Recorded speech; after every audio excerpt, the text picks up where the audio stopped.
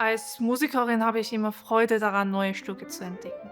Besonders Werke, die Ideen enthalten, die man bei den großen, bekannten Komponisten so nicht findet, wecken sofort mein Interesse. Beim Spielen merke ich, dass Raff mit seiner Musik auf sein eigenes Leben zurückblickt, als würde er Erinnerungen und innere Bilder in Musik festhalten. Im Frühjahr 1857 ist Joachim Raff aus Wiesbaden wieder für einige Wochen in Weimar zu Gast. Innerlich hat er sich vom Weimarer Kreis bereits gelöst. Die große Geste der Zukunftsmusik liegt ihm nicht mehr.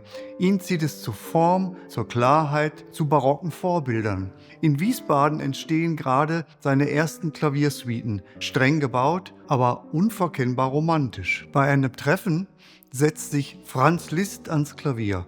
Raff legt die Noten seiner frisch komponierten dritten Suite auf. Liszt spielt vom Blatt. Mühelos, souverän, mit sichtbarem Vergnügen. Raff notiert später erstaunt, wie sehr Liszt Gefallen daran fand. Dieser Moment ist bezeichnend.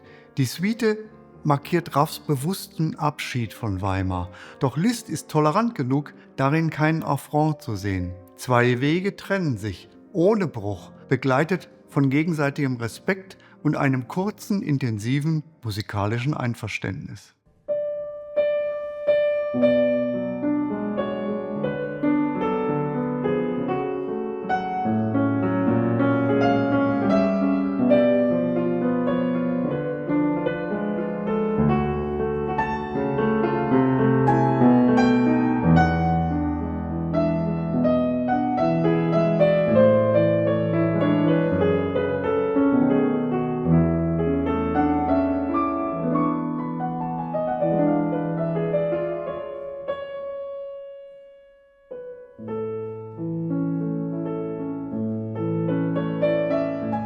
Warum widmet sich Raff in seinen Klaviersuiten überhaupt diesen alten Satztypen, wie zum Beispiel Präludium, Toccata, Tanzsatz, Fuge? Vordergründig erlaubt diese Form dem jungen Raff aus dem Schatten Beethovens und seinen 32 Klaviersonaten zu treten.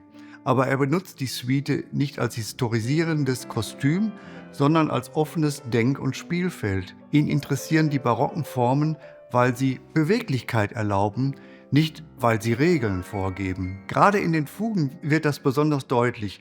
Da ist keine Gelehrsamkeit zum Vorzeigen, das ist Verdichtung, die Druck und Spannung macht. Themen schieben sich ineinander, drücken gegeneinander.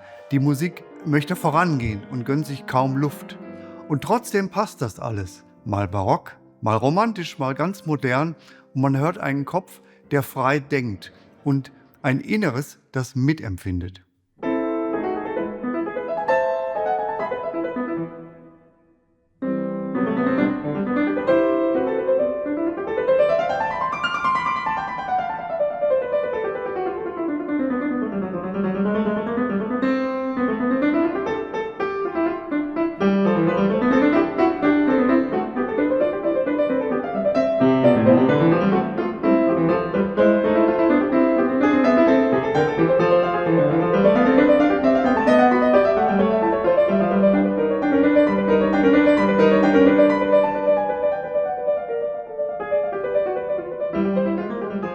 In der vierten Suite gibt's viele Passagen, die einen sehr langen Atmen verlangen. Gerade wenn sich so ein Spannungsbogen über Minuten hält, versuche ich mich ganz auf den musikalischen Fluss zu konzentrieren. Der Gedanke, etwas leisten zu müssen, kann der Musik hier eher im Weg stehen.